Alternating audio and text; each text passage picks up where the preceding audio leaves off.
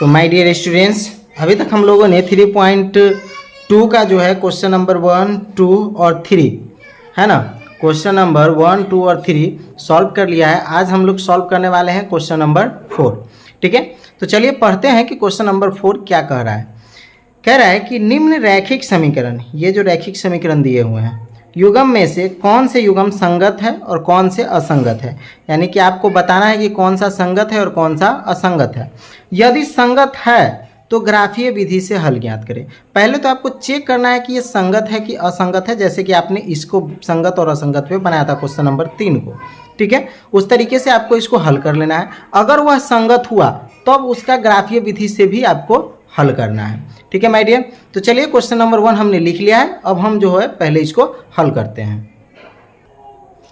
हमने यहाँ जो है लिख रखा है, चलिए अब हम क्या करते हैं, इसको हल करते हैं। ठीक है, हल करने के लिए हमको क्या करना होगा कि संगत असंगत आप कैसे निकालते हैं ये तो पता है, A1/A2 B1/B2 और C1/C2 के फार्मूला पे, ये तो आपको पता है।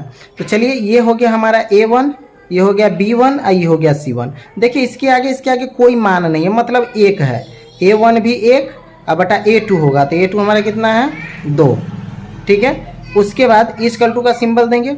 B1 है हमारा Y, यानी कि इसके आगे कुछ नहीं है तो 1, और बटे में हमारा B2 कितना हो जाएगा 2।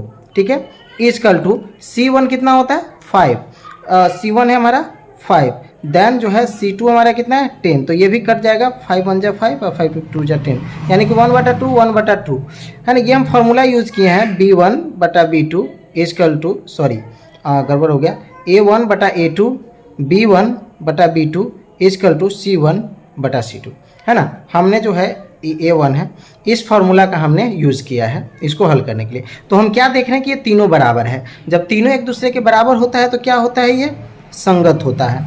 अब देखिए, अब पता चल गया कि ये संगत है। तो जब संगत है तो हमको क्या करना है कि इसका ग्राफ खींचना है। ठीक है, ग्राफीय विधि से हल करना है, सॉरी पहले इसका क्या करना है, ग्राफीय विधि से हमको हल करना है।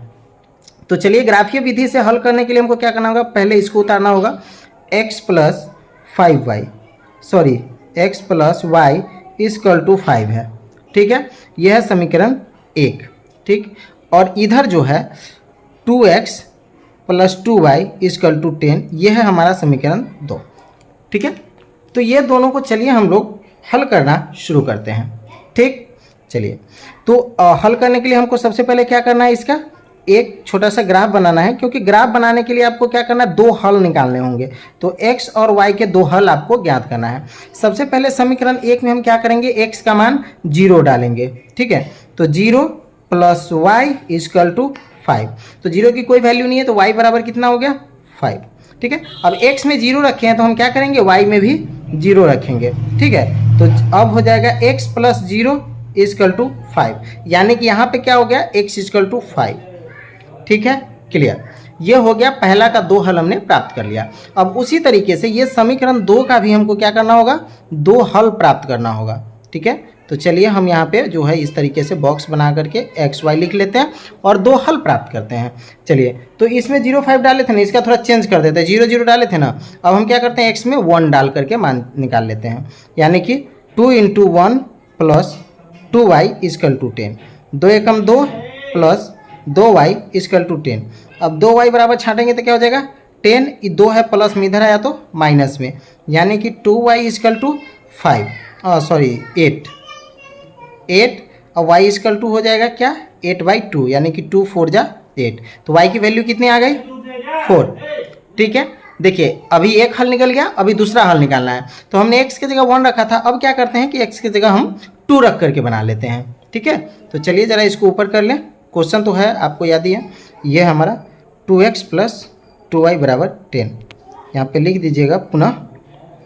ठीक, अब क्या करना है आपको, x के जगह 2 डालना है। ठीक है ना, चलिए हम इस तरीके से इसको हल कर लेते हैं। तो 2 × 2 + 2y = 10, तो 2 दूनी 4 + 2y = 10। ठीक है, तो 2y छाँट लेंगे, तो 2y छाँटेंगे तो हो जाएगा 10 - 4, यानी कि 2y = क्या हो जाएगा 6, तो y = 6/2, कट जाएगा, 2 3 जा 6, तो y की वैल्यू कितनी आ गई 3। ठीक है, यानी कि 1 2 3 4। देखिए यहाँ पे हमने 3 लिख दिया। अब हमें जो है 2 हल इसके भी प्राप्त हो गए, 2 हल इसके भी प्राप्त हो गए। हमने ग्राफीय विधि से इसको हल कर लिया।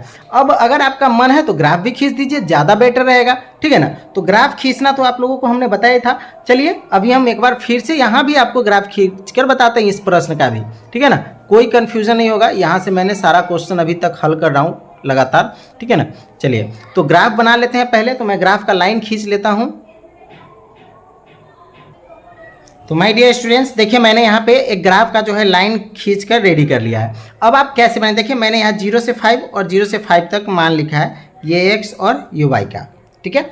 अब आपको इसको हल करना है। तो माय डियर पहले बॉक्स में देखिए x का 0 और y का 5 है, यानी कि एक पॉइंट्स यहाँ से खींचा जाएगा तो यहाँ 5 पे आकर के टकराएगा पहले मान का, इसका, ठीक है। दूसरा है x का 5 और 0, यानी कि दूसरा ग्राफ को यहाँ से खींचा जाएगा तो कहाँ आकर के मिलेगा, इस डॉट पे।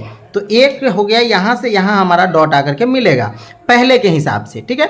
दूसरा क्या कहता है कि x 1 और 4, यानी कि x जो है हमारा 1 है, यानी कि 1, तो यहाँ पे हम स्केल बिठाएंगे और 4 के सिंबल, देखिए 4 यहाँ है तो इसके सामने आएगा और x 1 यहाँ है तो यहाँ आएगा। तो देखेंगे कि ये कहाँ पे मिल रहा है। तो हम यहाँ पे डॉट लगा करके देख लेते हैं, थोड़ा सा जो है ये इसके सामने, यानी कि देखिए इस पॉइंट पे हमारा जो है 1 और 4 कट जाएगा, ठीक है ना। दूसरा में देखते हैं 2 और 3 है, यानी कि x की वैल्यू 2 और y की वैल्यू 3 है, यानी कि x हमारा 2 यहाँ से जाएगा और y हमारा 3 यहाँ से आएगा। तो चलिए इसको हम इस तरीके से बिठाएंगे और देखेंगे कि कहाँ पे हमारा लाइन एक दूसरे को काट रहा है। तो यहाँ से हम अंदाजन एक सिंबल ले लेते हैं ऐसे करके, ठीक है ना। तो यानी कि यहाँ पे जो है हमारा लाइन कटेगा, ठीक है।